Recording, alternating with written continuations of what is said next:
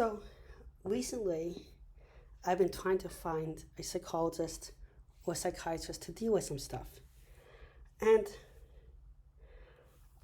I want to highlight why a lot of mental health things are not pertinent to neurodivergent individuals, autistic, and a bunch of other individuals, and how this advice might seem harmless to some, but is very hurtful, and that psychologists and stuff actually not trained in that, and they're trained in generalizations that are big. And the advice was, I was saying that I'm not feeling well. I have migraine disorders, and sometimes I'm not feeling well.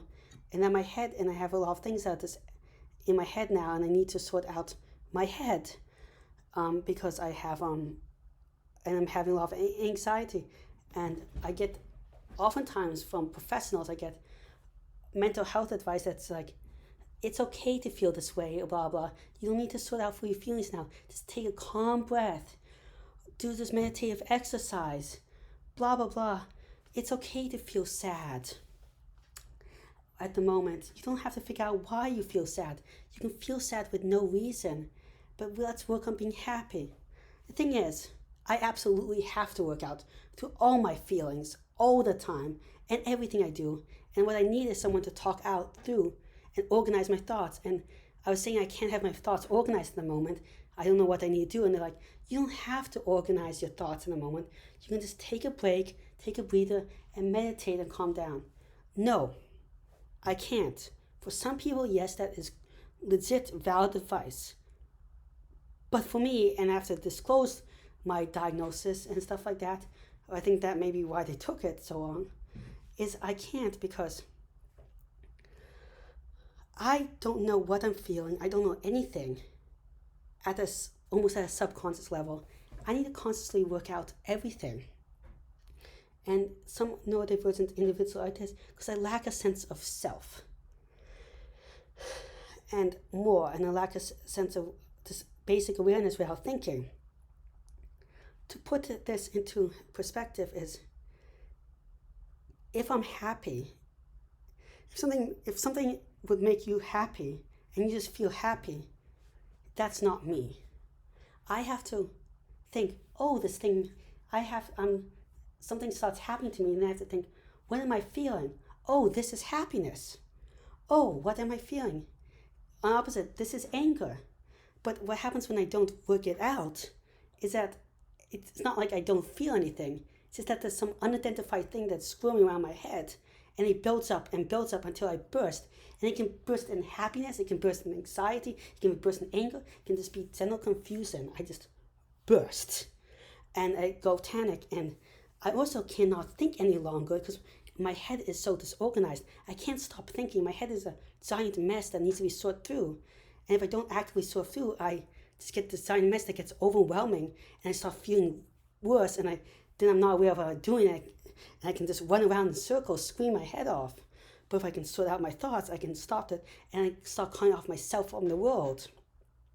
So indeed, I have to sort out my emotions, or else they will get it. And also, if I don't sort out my emotions, I don't know why I'm anxious, and I can not direct my anxiety in the right way.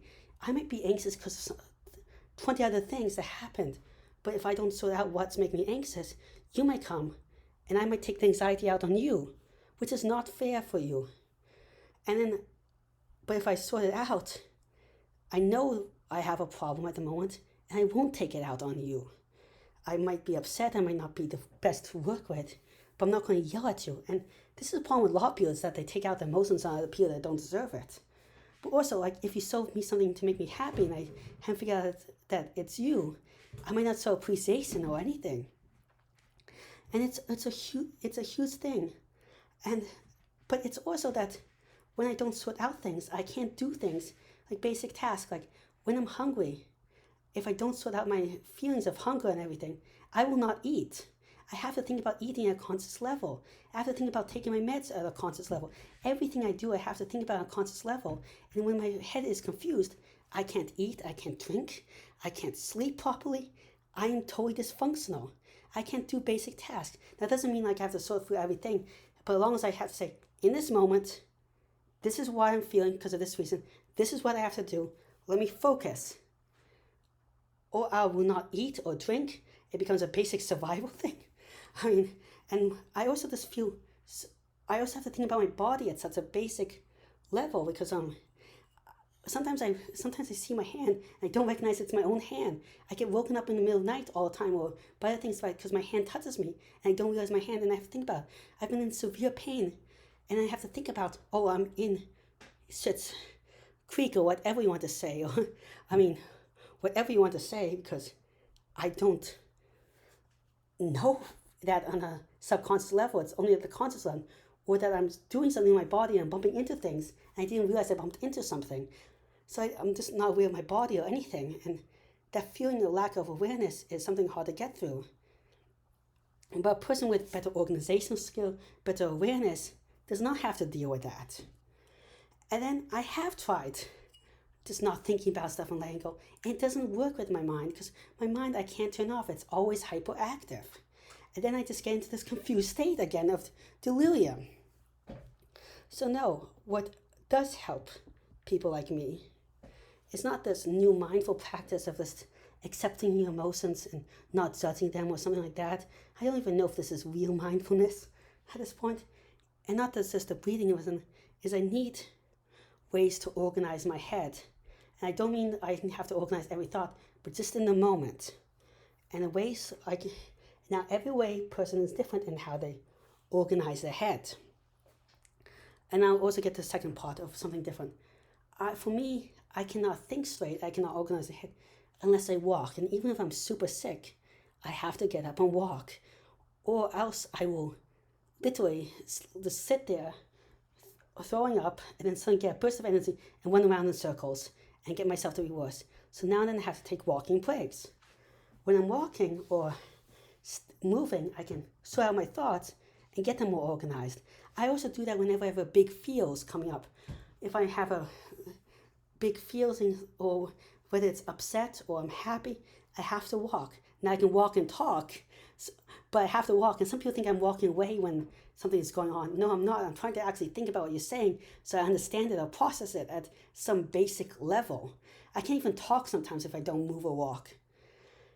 Then I have to do other things like organize my thoughts. Like sometimes I have to write down stuff, make orders, or I play games with myself. Like I try to optimize it with different math strategies, even though the math is totally useful. It helps me ingrain my head and focus me to think on it and make it kind of fun. So I make kind of math games out of all these organizational things. Or I make lists and then I try to remember the list, rewrite the list, and remember the list again, and all these things. Or I live by certain patterns and codes so I don't have to think as much. But all these organizational strategies, and sometimes I just need to talk it through with someone or talk aloud. And what I really need is someone to help me organize my thoughts at the moment. And yeah, and friends are great for that, but I also just want a professional that helps me think through my thoughts. And the thing is, I am quite aware of my deficits, my problems, not because I am some subconscious expert that just knows what I'm feeling and stuff, but it's because I spend hours every day thinking about my own feelings, what I'm feeling, why I'm doing this and that, and observing and analyzing myself and other people. So I get into this conscious level, but it doesn't mean in the moment I understand myself. I understand myself long term. This causes me anxiety, this doesn't, because I've examined it so much. But I might not realize at the moment what's causing me anxiety. It might have been that phone call that I didn't realize took so much out of me just 10 seconds ago, even though I know phone calls take a ton out of me. I know they stress me out, but I don't realize it's that anxiety. I don't realize it's been anxiety building up over several days. That's been what's making me finally have these panic attacks. So I need to analyze those things at the moment and take breaks throughout the day analyzing it. The other thing, so like it's, and then a problem with that is that a lot of psychiatrists and psychologists, when I was younger, try to say, you need to understand the problems you have before you can confront them, blah, blah. And they also did this peer social teaching me social skills, supposedly, that I need to learn to analyze what the problems I have, some modest and blah, blah, and know my limitations in groups and stuff like that. And so I'm not arrogant and stuff. And and like fuck them. I have anxiety. I don't need more anxiety when I'm just always thinking all the time about how bad I am, and I already know all the horrible things and problems I have in details because I've thought about them for hours every day. The problem is I need some way to organize my thoughts in the moment and overcome those difficulties. So the anxiety that I know is caused by X, Y, and Z, I don't take it out on you. Like, that's what I need. I don't need to know that I have that problem. I need to know ways of me realizing stuff in the moment and taking it out, not in this little therapy lesson that isn't helpful and it's causing me more anxiety, stress, and anger issues. And I want to say fuck you and become more just fuck you attitude. But beyond all of that stuff that I just went over is the other part that can really help a lot of neurodivergent folks and more. And none of this applies to all folks and folks that are neurodivergent, and it can also apply to some neurotypical ones. I think a hybrid approach is oftentimes best, and we can learn from each other, is that I sometimes need solutions when I'm walking through stuff. And here's an example. No matter how much therapy I will go through, due to sensory processing disorder and stuff, the stuff I will never be able to do will always make me anxious or feel a certain way. Bright lights due to health conditions and autism and ADHD are always going to bother me. Always. Overstimulating place with a lot of people, all moving around, and a lot of new faces and stuff, always going to bother me. Certain noises causes me to stim uncontrollably and get anxious, or so distracting. And no matter how therapy is, that's part of me. Now, you can put yourself into a lot of therapy and trying to unlearn it, but that's been shown again and again not to work. For some people it works, but for many neurodivergent, it's not going to work. There's certain things that I just not the best with. Now, can I do a lot of things like go to the grocery store, go to airport? Yes, I can. Normal. But the anxiety is going to add up, and I'm going to burst sooner or later, or take it out, or I have to spend days where I'm just out of it. After an airport, I'm usually out of it for a couple of days. So any ways I can reduce stuff like that is good, because it also saves up my energy, because it builds up. The anxiety from the airport means that other things that come more easily set me off. But shopping is one. So I learned to shop online. I've learned to shop at hours where there's not as many people.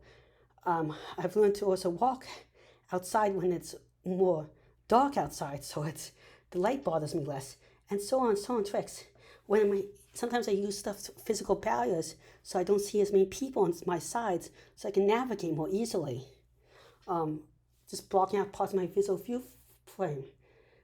Sometimes I have communication issues and anxiety with that, so I've learned to text or email or keep it short or rehearse stuff, like always little tricks. I have organizational issues, so I keep stuff in piles out in the open or clear bins so I can see it.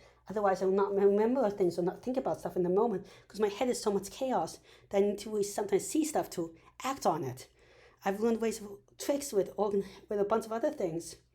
But these tricks are things I've learned mostly on my own. I wish someone taught to me at a younger age, and maybe they'll be more effective in my head if I started doing it younger. Maybe I would have had less stress in my life, so I would have grown up better, or I could have done other things. Maybe I've learned more tricks.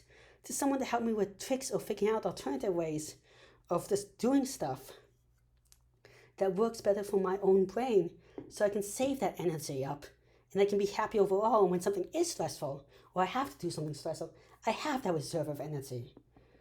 And I'm going to call these two kind of like organizational support therapy. And but what the last thing I was describing is kind of more the realm of occupational therapy, where you try to teach you life skills and stuff.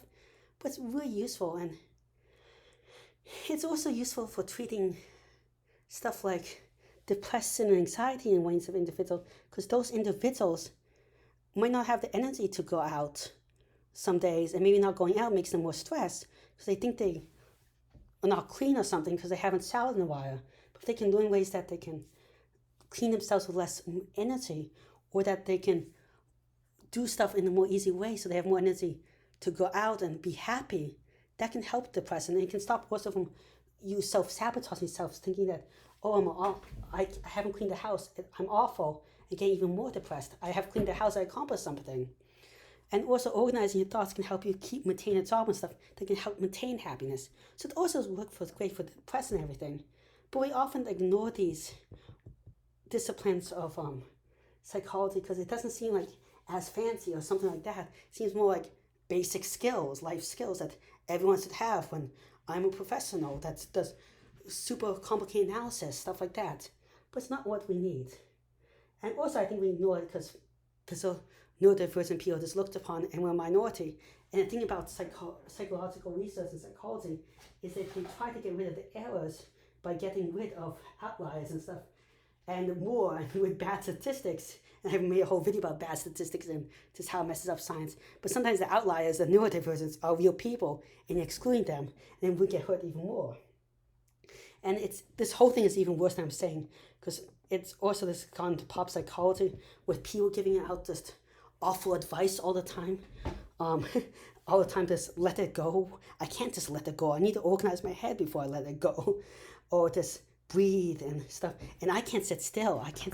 And sitting still just causes me anxiety and panic attack. So a lot of these meditations don't work. All meditation techniques that work, but those are very active movement-based ones.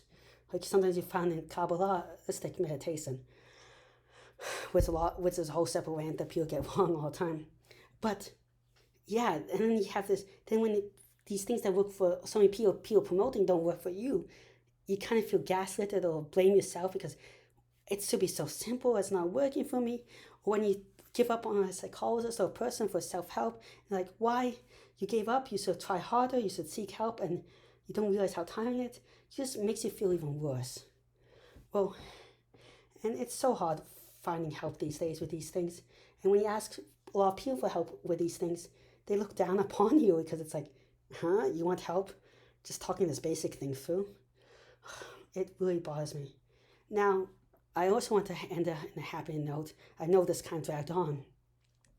That this conscious level of thinking has some benefits because it means I just don't take stuff as there is. I have to really think about it, which can lead to a deeper understanding or understanding that it's not conforming to a norm and is following the big status quo.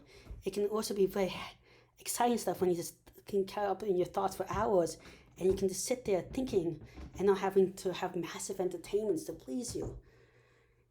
It though can make you seem, people think that stuff comes to you more easily than it does and look down upon you because they see like, oh, you're so knowledgeable, smart and everything, when really you spend so much time thinking about it and and you don't have the same biases as other people because you don't take people's word for it, you keep questioning everything.